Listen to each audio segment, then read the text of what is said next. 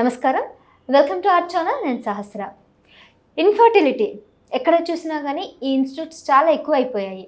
అయితే పిల్లలు లేరు అనే ఒక నెపంతో చాలామంది ఎక్కడ పడితే అక్కడికి వెళ్ళి టెస్టులు చేయించుకొని సరే తమకు పిల్లలకు పుట్టట్లేదు కదా అనేసి ఏ టెస్టులు అంటే ఆ టెస్టులు చేసుకొని కన్ఫర్మ్ చేసుకొని ఇన్ఫర్టిలిటీ హాస్పిటల్స్కి వెళ్ళి చాలా డబ్బులు వెచ్చేస్తున్నారు. అసలు వీళ్ళకి అసలు ప్రాబ్లం ఎక్కడుందని తెలుస్తుంది, ఎలా టెస్ట్ చేస్తారు, మరి ఈ డీటెయిల్స్ అన్ని తెలియజేయడానికి మనతో పాటు ఉన్నారు doctor Naveen garu, MBBS MD, consultant pathologist. So Apollo hospital కూడా తను వర్క్ చేస్తూ ఉంటారు. మరి ఆ డాక్టర్ని అడిగి విషయాలు తెలుసుకుందాం. నమస్తే సార్. నమస్కారం అండి. సార్, ఇన్ఫర్టిలిటీ అనేది ఈ మధ్య కాలంలో ఎక్కువ అయిపోతున్నాయి కదా. సో మరి వాళ్ళే డిసిషన్ ఎలా తెలుసుకోగలుగుతున్నారు? లేకపోతే హాస్పిటల్కి వెళ్ళంగానే వాళ్ళకి క్లయింట్స్ వచ్చారని చెప్పేసి మీకు సంతానాలు ఏమీ లేదని చెప్పేసి వాళ్ళు అడ్మిట్ చేసుకొని మెడిసిన్ ఇవ్వడం జరుగుతుందా? హాస్పిటల్స్ మోసం చేస్తున్నాయా? లేకపోతే అసలు ఈ టెస్ట్ ఎలా చేస్తారో దీని గురించి చెప్పరా? అయితే ఇప్పుడు చాలా వరకు ఏంటంటే ఇన్ఫర్టిలిటీ అని చెప్పి ఇంకా కొంతమంది సెల్ఫ్ గూగుల్ని అడిగేసుకుంటుండ్రు. వాళ్ళే ఉన్న సిమ్టమ్స్ అన్నీ చేసుకొని గూగుల్ డాక్టర్ అని చెప్పి వాళ్ళకి అడిగేసుకొని వాళ్ళకే డిసైడ్ అయిపోతుండ్రు. ఇంకా ఏ డాక్టర్ కన్సల్టేషన్ లేకుండా వాళ్ళకి నచ్చిన టెస్టులు చేసుకొని వాళ్ళు నిర్ధారించుకొని ఇంకా డైరెక్ట్గా వచ్చేస్తారు. ఫస్ట్ ఆఫ్ ఆల్ మా దగ్గరకు వచ్చినాక మేము అడిగేది ఒకటే క్వశ్చన్, ఏజ్ ఇద్దరికి, నెక్స్ట్ ఏమన్నా ప్రాబ్లమ్స్ ఉన్నాయా మీకు, అంటే థైరాయిడ్ కానీ ఇప్పుడు one of the most common. So ఆడవాళ్ళలో ఎంతో కామన్ ఉందో మగవాళ్ళలో కూడా థైరాయిడ్ అట్లే ఉంది, ఇద్దరిలో ఉంటుంది థైరాయిడ్ ప్రాబ్లం. ఇంకా ఏమన్నా డయాబెటిక్ హిస్టరీ ఉందా, ఇంకేమన్నా హైపర్ టెన్షన్ ఉందా, సో ఏమన్నా లైక్ ఏమంటారంటే మదర్ ప్రీవియస్ హిస్టరీ, అంటే ఇప్పుడు అమ్మాయి తరఫున అనుకో అమ్మ వాళ్ళకైనా ప్రాబ్లం ఉందా, మీ సిస్టర్స్కి అయినా ప్రాబ్లం ఉందా, అవి అడుగుతాం. సో తర్వాత నెక్స్ట్ వచ్చేసి ఇంతకుముందు ఏమైనా ఇన్వెస్టిగేషన్ చేసుకున్నారా, అవి అడుగుతాం. నెక్స్ట్ సైకిల్ అడుగుతాం, అంటే సైకిల్ రెగ్యులర్గా అవుతుందా, ఎన్ని రోజులు అవుతుంది. సో మేజర్గా మనకు ఇక్కడే హాఫ్ ఆఫ్ ద హిస్టరీ తెలిసిపోతుంది. ఇది ఫస్ట్ ఏజ్ గిట ఇంపార్టెంట్. ఏజ్ ఆడవాళ్ళకి ఇక్కడే తెలిసిపోతుంది. మ్యారీడ్ లైఫ్ ఒకవేళ మోర్ దెన్ 2 to 3 years ఉంది, సో ఆల్రెడీ వాళ్ళు ట్రై చేసి ఉంటారు, మనకు చెప్పరు హిస్టరీ చాలా వరకు. సో ట్రై చేసి ఉంటారు, వాళ్ళు అడుగుతాం అనమాట సైకిల్ ఎట్లా ఉందంటే అక్కడే వాళ్ళు ఫస్ట్ చెప్తారు సైకిల్ డిస్టర్బెన్స్ ఉంది, కొన్నిసార్లు 15 రోజులకే వస్తుంది, కొన్నిసార్లు 20 రోజులకే వస్తుంది, కొన్నిసార్లు 40 days గిట్ట పోతుంది, కొన్నిసార్లు అప్పుడు 40 రోజులు అయ్యేసరికి మేము నిజంగానే పాజిటివ్ ఉందనుకొని మెడికల్ షాప్లలో యూపీటీ, యూరిన్ ప్రెగ్నెన్సీ టెస్ట్ అవి కూడా చేయించుకుంటున్నాం మేమే ఇండ్లలో. కొన్నిసార్లు వీక్ లైన్ వస్తుంది, అది చూసి హ్యాపీగా ఫీల్ అయిపోయి మేము నిర్ధారించుకొని ఆ తర్వాత మళ్ళీ సైకిల్ వస్తే వచ్చేస్తాము. ఇవన్నీ చెప్తుంటారు మాకు ప్రాక్టికల్గా.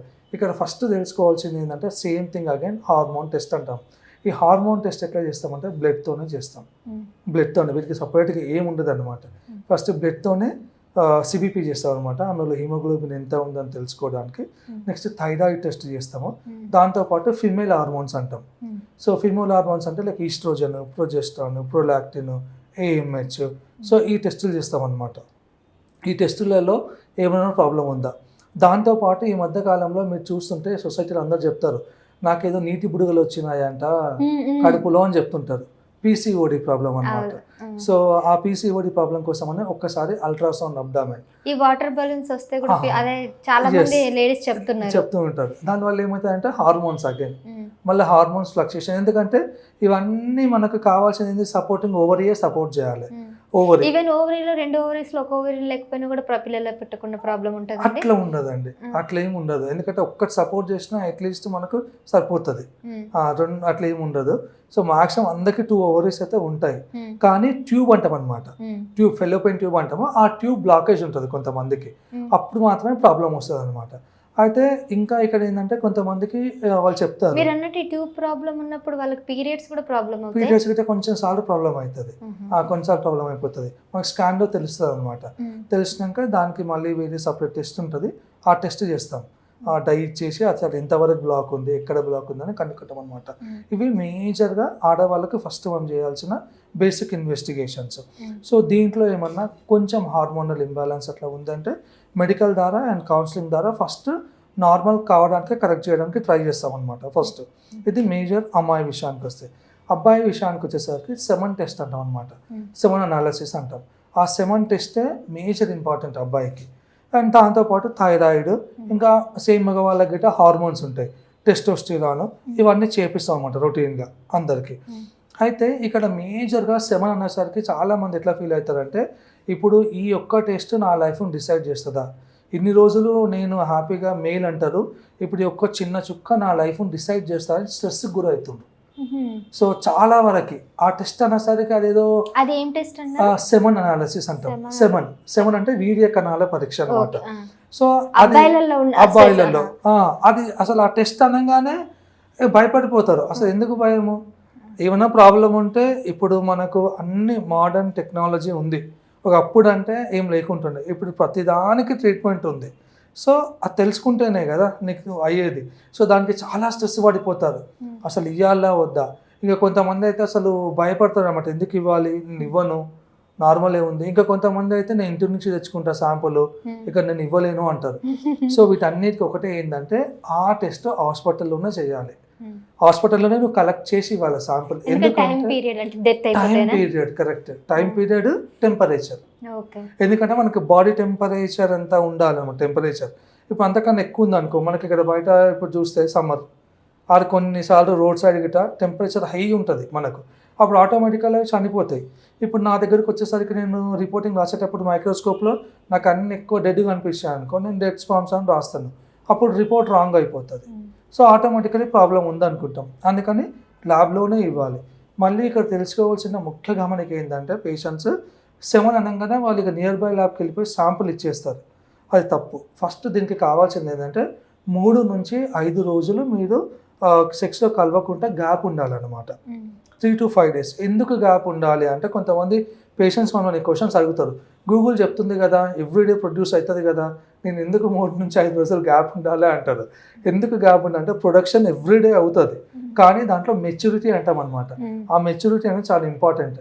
నీకు కరెక్ట్ ఎగ్జాక్ట్ రిపోర్ట్ నేను ఇవ్వాలి, దాంట్లో ఎన్ని మెచ్యూర్ ఉన్నాయి, ఎన్ని డెడ్ ఉన్నాయని తెలుసుకోవాలంటే 3 నుంచి 5 రోజుల గ్యాప్ ఉన్న తర్వాత ఈ శాంపుల్ కలెక్ట్ చేసుకొని ఫ్రెష్ మేము కంటైనర్ ఇస్తాము, స్టెరైల్ కంటైనర్, దాంట్లో కలెక్ట్ చేసుకొని ల్యాబ్లో ఈ శాంపుల్ ఇవ్వాలి. సో ఈ శాంపుల్ ఇచ్చినాక వెంబడే టెస్టింగ్ స్టార్ట్ అయిపోతుంది అనమాట.